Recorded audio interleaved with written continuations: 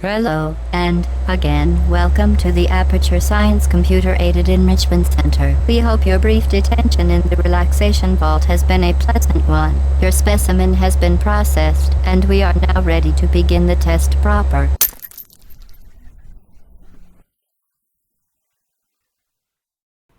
I remember my first playthrough of this game. I had gotten to maybe the 8th room before I finally decided it was just too challenging. I stopped playing it for a while and kept telling myself there would be a day in the future where I would revisit it. Try to finish what I started, you know?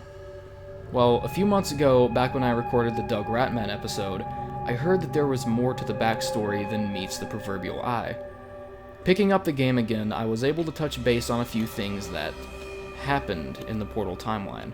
Things that normally wouldn't be enough to bat an eye upon first glance, but the longer the game was out, the smarter people got. Gamers went into the backstory expecting to discover a Half-Life 3 Easter egg or a few references to other games in the future Valve may have been planning, but instead was rewarded with something much darker. For those of you just joining in on this series, first, let me say thank you for taking your time to watch. Second, if you hate spoilers as much as I do and haven't completed the game, do yourself a favor and don't. GLaDOS has clutched the role of primary antagonist in both Portal games. Your character, Shell, is given a plethora of rigorous puzzles to solve, or test by, as GLaDOS likes to word it. Without going into further analysis of the timeline, the only two things we can really know for sure about her are she's an emotionless, conscienceless AI core, and she really wants to kill you for some reason. That said, have you ever looked closely at her frame? Her auto-tune-esque voice is unsettling enough, but there's something about her appearance that just seems frightening. Well, when I researched it a little more, I found out what it was actually meant to be. People discovered a correlation between GLaDOS's body and a woman, who appeared to have been bound and gagged violently. This raised the question, was GLaDOS always an AI? Or was there something people weren't considering about her past? Was she a human? Let's look more into this. There was a character that didn't get much mention in Portal 2. Her name was Carolyn, Cave Johnson's assistant and secretary of Aperture Science. After falling victim to traumatic cases of poisoning from the asbestos in the testing rooms, Mr. Johnson soon came to terms with his inevitable death. Running the labs of Aperture for over 30 years, as the lore suggests, it can be a bit emotional having to part with something you created. So, he wanted to preserve it, save Aperture, and still take advancing steps towards the pinnacle of scientific discovery, even in death. He knew he had to have a replacement, so he turned to the only person he could depend on, his assistant, Carolyn.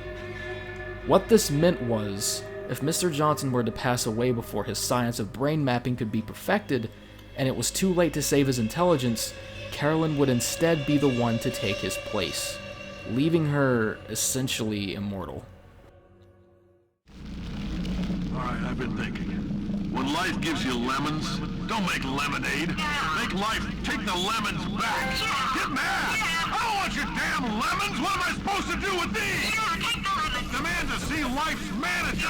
Make life rue the day it thought it could give Cave Johnson lemons. Do you know who I am?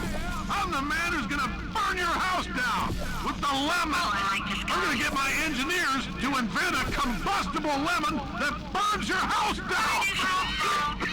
Fighting people. He says what we're all thinking. Around here is where the backstory becomes heavily victim to misinterpretation. Because of GLaDOS's eager agreement with Mr. Johnson on his notorious rant towards the end of the Science Innovators puzzles, it was once believed that GLaDOS was indeed Mr. Johnson himself. Despite his obsession with advancement towards storing his own gray matter into an AI, there really is no proof that he actually succeeded in doing so. Listen to the rest of the speech. The point is, if we can store music on a compact disc, why can't we store a man's intelligence and personality on one? So I have the engineers figuring that out now. Brain mapping, artificial intelligence. We should have been working on it 30 years ago. I will say this, and I'm going to say it on tape so everybody hears it 100 times a day. If I die before you people can pour me into a computer, I want Carolyn to run this place. Now she'll argue. She'll say she can't. She's modest like that, but you make her. Yeah, put her in my computer. I don't care. All right, test's over. You can head on back to your desk. Goodbye, sir. Still don't believe me? Let's rewind a bit, earlier into the game. We're still in the Science and Invaders levels, and Mr. Johnson's audio recordings can still be heard from an intercom unit. In one particular recording, not only does he mention Carolyn, but for the first time in the game, and only very seldom after that, you hear Carolyn speak. Listen to GLaDOS' reaction. The testing area is just up ahead. The quicker you get through, the quicker you'll get your $60. Hold on. Carolyn, are the compensation vouchers ready? Yes, sir, Mr. Johnson. Why did I just... Who is that? What the hell is going on here? Carolyn, why do I know this woman? Did I kill her? Or... Oh my god. Look, you're doing a great job. Can you handle things for yourself for a while? I need to think.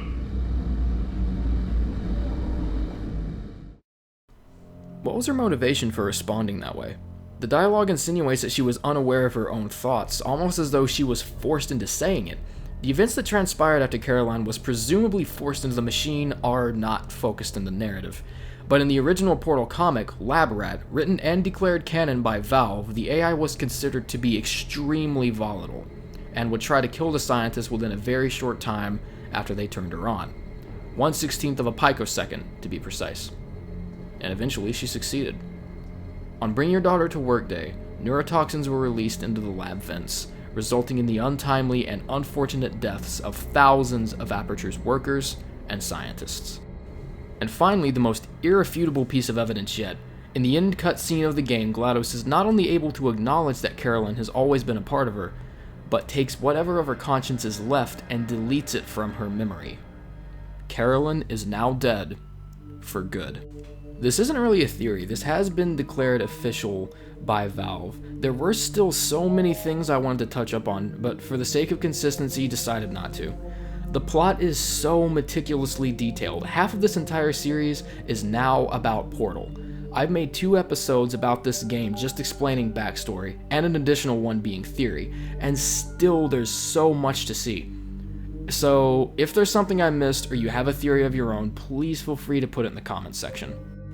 Until then, we'll be waiting.